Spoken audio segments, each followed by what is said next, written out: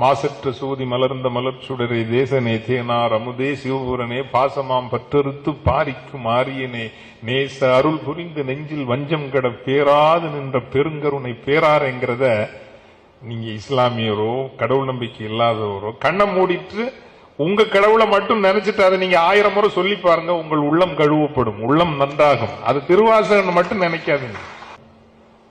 சிவபுராணம் எல்லாருக்கும் தெரியும் இல்லையா? நமச்சிவாய வாழ்க, நாதந்தாள் வாழ்க, இமைப்பொழுதும் என் நெஞ்சில் நீங்காதான் தாழ்வாழ்க, கோகழியாண்ட குருமனிதன் தாழ்வாழ்க, ஆகமம் ஆகி நின்று அன்னிப்பான் தாழ்வாழ்க, ஏகன் அநேகன் இறைவனடி வாழ்க.